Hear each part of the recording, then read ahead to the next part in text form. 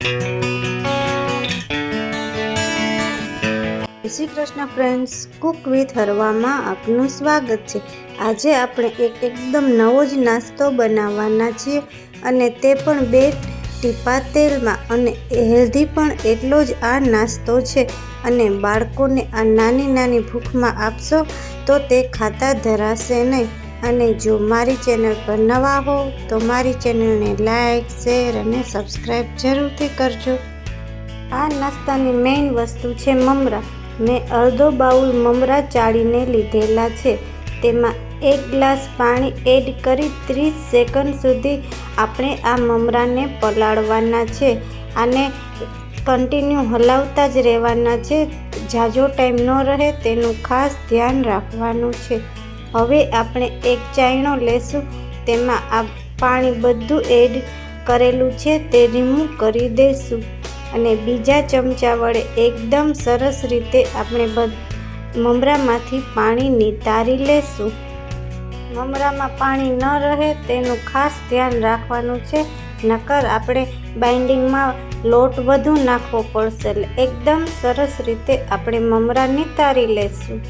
હવે એક મોટો બાઉલ લેશું, તેમાં આપણે નિતારેલા મમરા નીકાળી લેશું। મમરાને છૂટા કરી દેશું અને હવે આપણે મસાલા કરીશું। સૌપ્રથમ એક ડુંગળી એડ કરીશું, ઝાઝીથી કોથમરી એડ કરીશું। કોથમરીની જગ્યાએ તમે મેથી પણ એડ કરી શકો છો।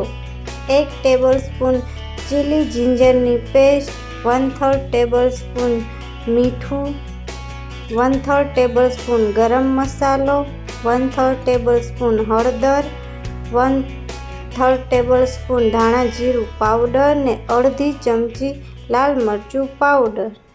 આ બધી વસ્તુને બાઇન્ડિંગ આપવા 3 ટેબલસ્પૂન ચણાનો લોટ એડ કરીશું।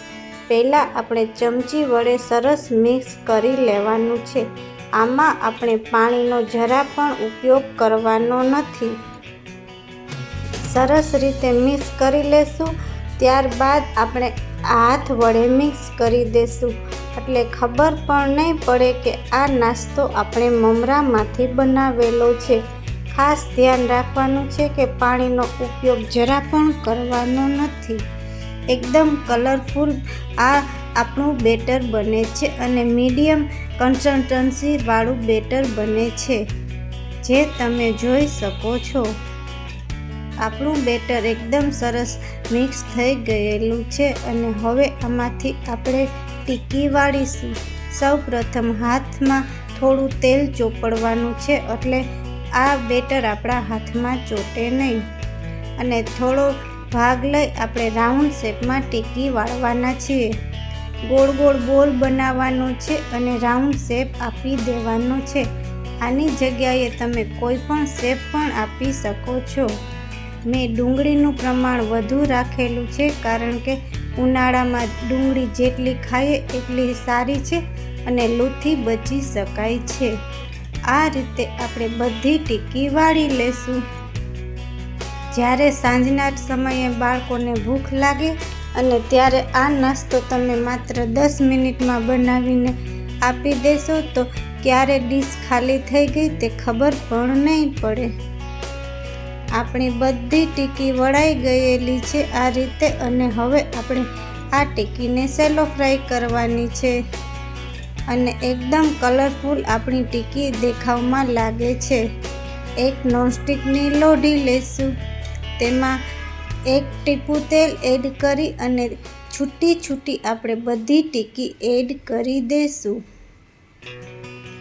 2 મિનિટ સુધી ટીકીને આપણે ચડવા દેવાની છે અને ગેસની ફ્લેમ મીડિયમ જ રાખવાની છે। 2 મિનિટ થઈ ગઈ છે અને હવે આપણે બધી ટીકીની સાઈડ ચેન્જ કરી દઈશું। સાઈડ ચેન્જ કરીને ફરીથી પણ 2 મિનિટ સુધી ચડવા દેવાની છે।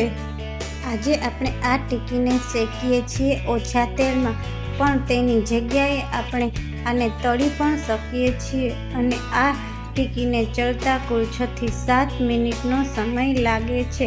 અંદરથી એકદમ સોફ્ટ અને ઉપરથી ક્રિસ્પી એવી આ ટીકી બને છે। અને આ ટિક્કીનો કલર લાઇટ બ્રાઉન થાય ત્યાં સુધી ચડવા દેવાની છે. તમને બતાવું કે જો આ રીતની બે સાઈડ ટિક્કીનો કલર ચેન્જ થાય ત્યાં સુધી આપણે ટિક્કીને ચડવા દેવાની છે. આપણી ટિક્કી એકદમ સરસ ચડવા આવેલી છે અને હવે આપણે ધીરે ધીરે બધી ટિક્કીને એક ડીશમાં ટ્રાન્સફર કરી લેશું. આ ટિક્કી તમે ચા સાથે, ચટણી સાથે કે સોસ સાથે સર્વ કરી શકો છો.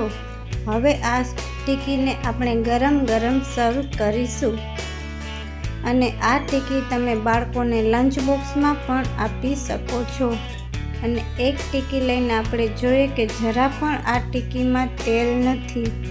આગળ અને પાછળ હાથમાં પણ તેલ જરા ચોંટતું નથી. અને આપણે બે કટકા કરીને જોઈએ કે એકદમ કલરફુલ ટિક્કી બનેલી છે અને આ આપણે સોસ વડે સર્વ કરેલી છે. અને જો મારી રેસીપી પસંદ આવી હોય તો મારી ચેનલને લાઈક, શેર અને સબસ્ક્રાઈબ જરૂરથી કરજો. જય શ્રી કૃષ્ણ ફ્રેન્ડ્સ.